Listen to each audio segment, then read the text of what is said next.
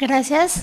Como bien lo dijo Christoph, mi nombre es Elena García y bueno, mi proyecto está vinculado a la ciudad de Querétaro.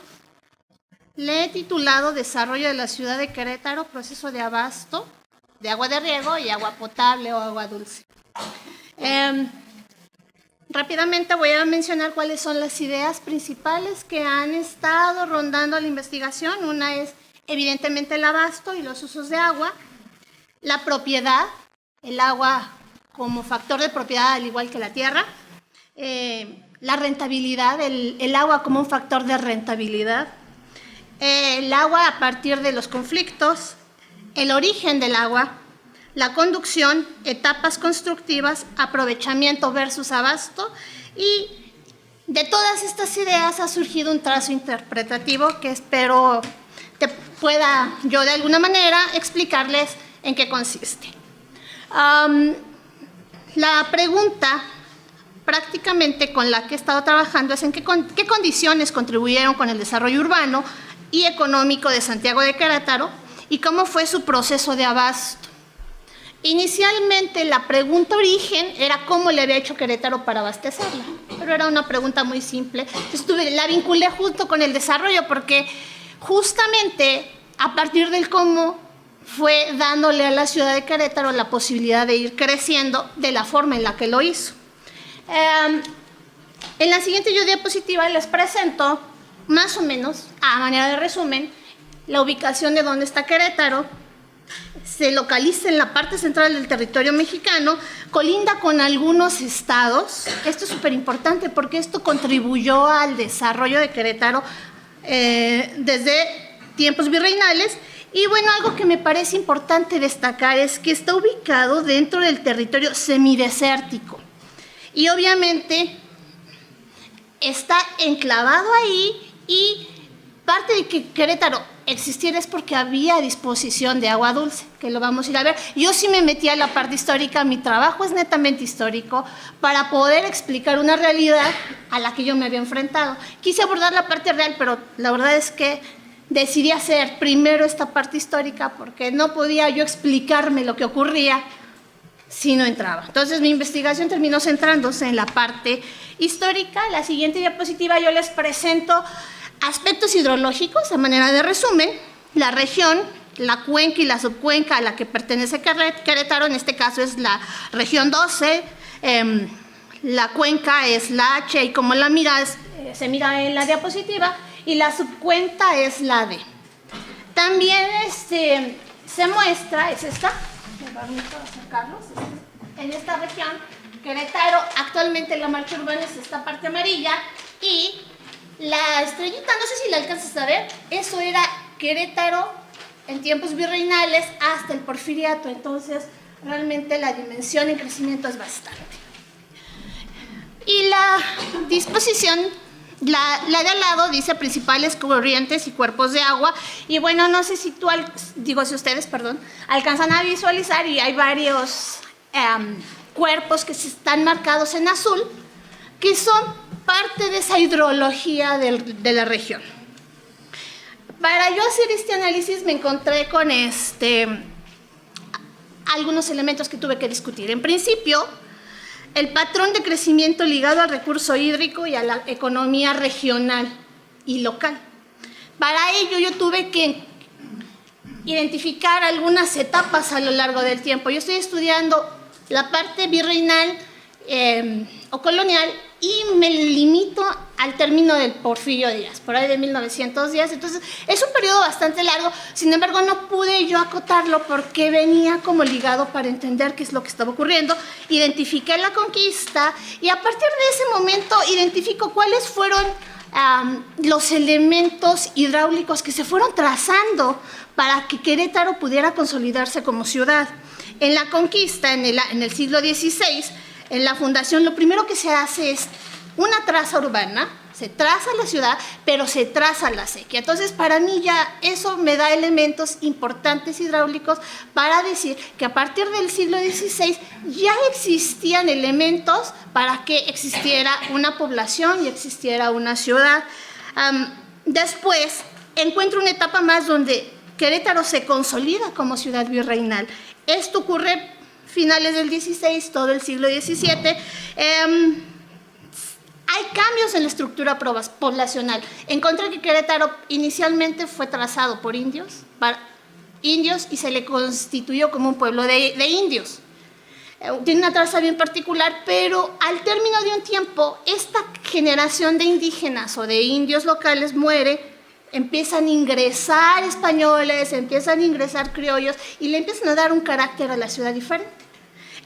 Eso lo encuentro en el siglo XVII, y aquí lo que ocurre es que se da la primera expansión urbana, se da a partir de la sequía, se da a partir del río, y empieza a Querétaro a tomar el carácter de ciudad que empieza a tener, ¿no? En el siglo XVIII se fortalecen las actividades productivas propias de la historia, propias del periodo virreinal. Se fortalece la agricultura, se fortalece la ganadería, empiezan a haber una serie de actividades de transformación como la textil, y Querétaro empieza a adquirir un carácter industrial, productivo, comercial, tanto así que se le conocía como la Puerta del Norte. Para el siglo XIX, los procesos de masificación productiva empiezan a generar una dinámica diferente. Voy a regresar al siglo XVIII, se le conoce como el siglo de las luces en Querétaro, y ahí es donde se crea el acueducto. Todo lo que encontré histórico de Querétaro habla del acueducto, pero no habla de mucho más. Entonces yo me encontraba con ese dilema porque ya estaba muy hablado el acueducto. Decía, bueno, pero ¿y qué pasa con todo lo demás? ¿Cómo interactuaron el agua de riego? ¿Cómo interactuó el agua potable, el agua dulce? Y bueno, esas 4 etapas me permitieron ir conociendo por partes los elementos que fueron integrándose en un plano que les mostraré al final. Yo tuve que partir del actual hacia el pasado y ir haciendo ese brinco entre los diferentes momentos históricos para yo lograr entender qué sucedía con el agua. Aquí prácticamente lo que yo les presento es que hay 2 etapas más que yo no revisé, es la que corresponde al siglo XIX, al siglo XX, que es todo 1900, cuando termina el Porfirio Díaz, y el siglo XXI, que las menciono rápidamente. En el siglo XX se perforan pozos muchísimo más profundos, se abate completamente el manto freático y entonces empiezan a tomar agua del subsuelo. Para el siglo XXI esto también ya está abatido y entonces hay que llevar agua de otros lados. ¿Pasas? Ahí en esa imagen digo los usos y más o menos el nivel de perforaciones. La investigación consta de 4 partes básicamente. La primera abordo la fundación, la segunda cómo es el auge. Pásame a las imágenes. Bueno, esto es un poco lo que hay actualmente. Si me permites, la que sigue. Es un poco lo que consta en la investigación en la primera parte. La segunda parte me interesa la imagen que sigue porque te hablo de cómo se trazó. Ahí se muestra la sequía, cómo fue la primer traza, es lo que trabajamos en el primer ejercicio y cómo se va expandiendo Querétaro. En el segundo capítulo lo que estamos trabajando es cómo es ese auge, hacia dónde se dirigieron más la parte económica, cuál fue la parte más productiva. Yo digo que hay 2 elementos, uno es la parte altamente productiva, que la caracterizo como la zona C y D, y la zona A y B, la zona A y B es altamente productiva y la zona CD es altamente comunicativa. Todos los caminos se dieron hacia esas zonas. Y del otro lado producían mucho, pero esa producción se entiende a partir de que ahí había agua. En el capítulo 4 hablo un poco más ya del periodo porfirista como tal, que es en el que me quiero centrar. Hablo de un personaje llamado Cayetano Rubio. Él es el que expropia todo, concentra todo. Y en el último capítulo básicamente hablo de lo que es el sistema de agua y cómo se conforma. Esta es la imagen correspondiente al que tomo, como la cuestión productiva tiene influencia, pero esa influencia le corresponde solo a un sujeto durante el siglo XIX. En la última parte hablo un poco de cómo está integrado el sistema de aguas. Hablo del agua limpia y cómo existe un sistema lineal en la colonia, uno de red ya empezando por el porfiriato. El agua cruda, cómo se fue dando este proceso de tandeo, este proceso de aforo, y que duró hasta después del porfiriato, por ahí de mediados de 1940, cuando se empieza a terminar este esquema. Y bueno, el tema de las descargas. Esos son los capítulos. Este es el primer plano y a partir de ahí, aquí un poco de cómo el agua contribuyó al desarrollo urbano, básicamente. Pero la siguiente imagen, si me haces favor. Este es el plano interpretativo de las redes. Yo no encontré un documento que me mostrara todo en su conjunto. Tuve que ir en documentos, en planos, en diferentes lugares para llegar a este trazo en el que te explico. La línea verde es la sequía principal, las líneas rojas son algunos ramales o surcos, los puntitos están identificadas todas las tomas. Esto estaba reglamentado, hubo un reglamento particular y toda la parte como moradita de abajo es la red de agua potable. Entonces era el alcance. Si lo miramos en términos de la siguiente gráfica, la siguiente, por favor. En la zona urbana así se mira. El trabajo de investigación realmente consistió en recabar toda la información para llegar a este documento que me permitiera entender qué pasaba con el agua en la ciudad de Querétaro. Las siguientes son bibliografías, pero si me quieres pasar rápido a los mapas, solo para mostrarles los... Hacia abajo, todo hacia abajo, por favor. Estos son los documentos en planos que yo tuve que recabar para llegar a un plano de cómo estaba Querétaro suministrando a su población. Y bueno, pásalas, por favor, ¿no? Son alrededor de más de 20 planos, más los documentos históricos y demás que nos llevan a entender qué pasaba con Querétaro. Me gustaría explicarles cada uno de ellos, evidentemente llevaría muchísimo más tiempo, pero es parte de la investigación que se ha hecho, ¿no? Y yo, bueno, quería presentarles esto, hay un montón de cosas que decir, el tiempo no me lo permite, pero más o menos de esto se trata. Gracias.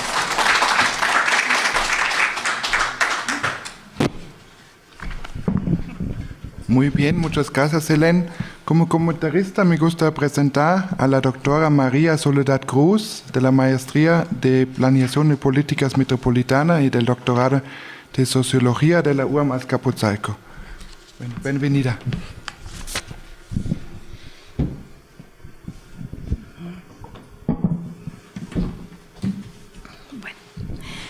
Gracias, buenos días a todos en esta segunda parte del coloquio de posgrados. Y bueno, voy a hacer algunos comentarios al trabajo de Selene, ¿verdad? Fundamentalmente me basé en el documento, ¿no? La exposición da un poco más de elementos para entender el documento. Siempre un documento, según el objetivo para el que va dirigido, pues tendría que tener como algunas consideraciones importantes. Y lo digo un poco para las comunicaciones posteriores por escrito. Una de las dudas que yo tenía justo en este trabajo y en general en los trabajos es, bueno, ¿cuál es la pregunta?